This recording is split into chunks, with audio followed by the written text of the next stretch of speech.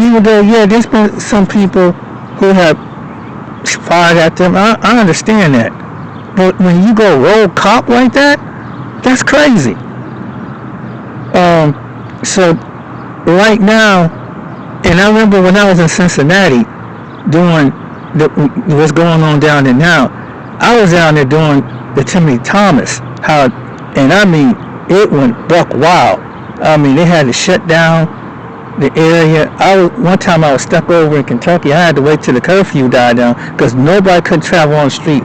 State troopers, sheriffs, and police had that whole thing locked down. Because I mean, people, they were hot. They were mad when it happened. And so this thing, it keeps a pattern for some reason. And then to add insult to injury, they let the officer go. They let the police officer, they let him go. They let him go like, oh, just nothing. Kick out. And the family don't receive justice. And policing in America has always been like this. In Ohio, like any other state, it's no exception. You have to tread lightly wherever you go. And that's what's sad. That young man had to these people had to lose their life who didn't have a record. And you have subconscious racist police department. So it's really America, even the world starting to see that dang, we don't police like this. We can just shoot the suspect, and it's crime, whatever, but they handle it different. But we just so gun-ho about pulling a gun on somebody. And then it's so, we don't see the character of the person and what they do, but the character has to fit the mold, to fit the description, fit what it is. So when they see a black man or whatever, there's no empathy, no sympathy. And majority of black people that do something don't even have a record. They're not even out here doing something. Even just being in plain existence. It's a threat. And I would say this, man, God one day is going to answer for just as well as the blood, that innocent blood a criminal would do, just as well as the based and systematic the system would do. It's going to be one day. It's going to be answered for this, because you can, even though this administration is on, because they want to give these cops immunity for doing stuff like that, it's going to come back and hit them in the face. And it is. You can't keep doing something like this over and over and over again to people. I want to let you know what's really going down. And I gotta keep checking the timer because I'm out here by myself.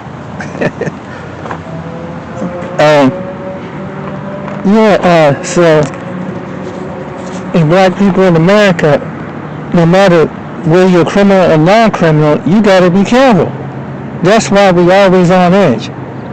And even if you have, no matter what type of position you have, you can be an athlete here, you can be a big guy that's got an honest job, got a business, whatever. You got like any place, you got to tread lightly here. You probably heard about the case about the black man out there. It's like 30, and this was online too, out there in either outskirts of Powell. Now let me tell you a story about. It's a nice, really well exclusive area out there. Most black people who have money, he was in the area that probably majority of probably wouldn't, no matter what their status is and what their class is. Many people don't know about that area out there. They don't know about that part of Powell. So that woman that screamed, and, oh, she pulled the can, oh my goodness, and they got rape, And I said to myself, hold up. if a black man gonna come out there, he ain't gonna go way out there and go and rape, quote unquote rape a white woman. It ain't happening. It ain't happening whatsoever. And I just thought that, and of course, they cover it up like they normally do. Like, oh no, I fear for my life and stuff like that. Bullshit. I mean, common sense can tell you something like that. And then luckily, so she ran to it, and luckily his wife was at the door. She screams and hollers, and with the baby and all. Oh my God, there's a black man out there. And it's like, this is what you got. But here in liberal Ohio, in part, this is what happens. So you have to tread lightly. This was all over the internet. Even some people thought it was totally ridiculous. So really, and I can tell you another incident. What's another incident that would happen? Oh yeah, let me tell you about this incident that happened over in Upper Arlington, which is about northwest of here. It was a case of a white woman with two biracial sons. Young men about 19 years old. They were delivering newspapers at night, in the early morning. And they've probably been doing it for a while.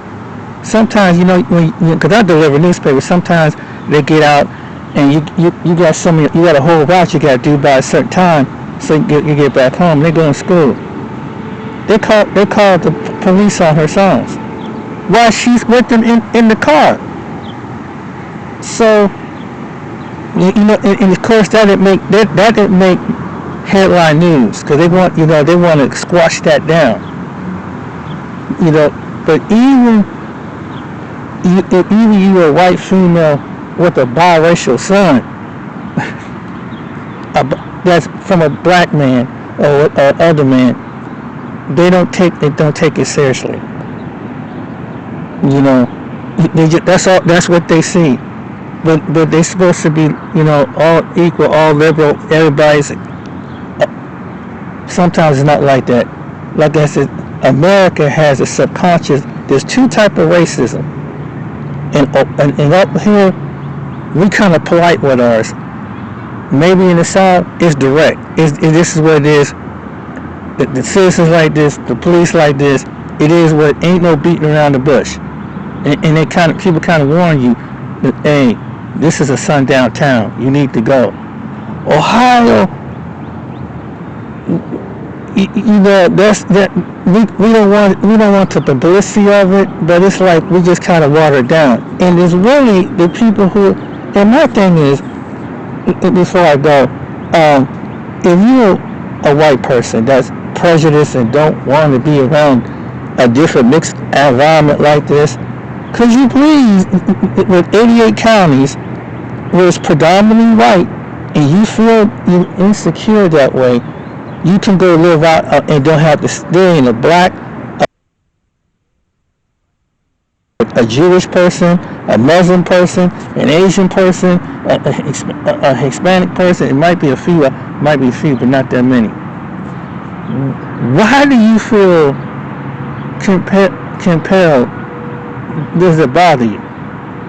You don't deserve to be, and like these idiots that are like a white nationalist that come through this town,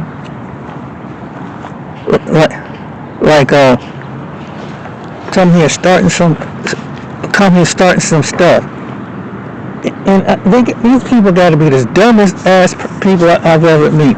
Okay, you're white. You're about white woman and white child. All right. Let me state this for the record. There are more white people on the outskirts. That there are towns, and I've been through these towns, that most people that look like me are not even in it.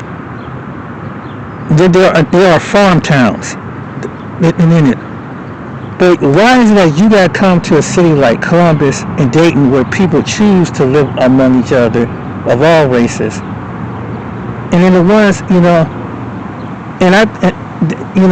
why do you have to come down here? Why don't you carry that nonsense out there? Nobody want to deal with that, because that was another incident that happened here. It's like, Why do you have to come in? We get it. And we, as some black people, we get it. You don't like to see black people with white people and da da da da, and women in this way and this religion, this people with this religion own all this stuff, and these people over here. Okay, it's called America. Even within the state of Ohio, a lot of these people you have problems with ain't even in the doggone town. And maybe some, not all, but maybe some people might feel like you do, and maybe that's why they want to preserve their people and their families and the way of life. But why do you have to come and start problems with people who choose not to? That's the problem I have with people like that. But yeah, anybody who have that insecure prejudice, and you just can't adapt that there's other people around, and you give and to the people who are like that, who act like that, and you try to play it off like maybe your friends don't pick it up, because everybody that looks like you, majority, because in society, as they say online, them folks realize it's majority of them, so they feel kind of comfortable in just expressing this. But and if somebody don't agree with what you do, you think you call them probably leftist or liberalist and an in-lover and everything else. Let's call it what. Let's shoot the shit, because this is what it is, and hopefully those people will dissociate from you. But this because this some black people, but we getting tired of going through this. Some black people are tired. We fed up with it, and that's why some people choose to want to separate, voluntarily want to separate. They want to voluntarily just say, hey, we just want to have our own, just leave us alone. You know what I'm saying? Because like every time it ain't turning out good, and so this is the reason why. So when Trump was saying, when some people took it like, okay, you want to take off the segregation laws, and you know what that was. And people were surprised that black people said, yeah, go ahead. And I'm going to tell you why, because of what.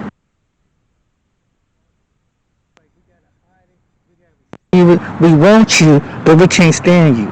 We want to be in your presence, but you're not in our class. And it's almost like a Simon Says. And it's like black people have been always put through this. And as far as status and class, we'll let one of you in, but we'll get one of you go, but we don't let all of you go. And this is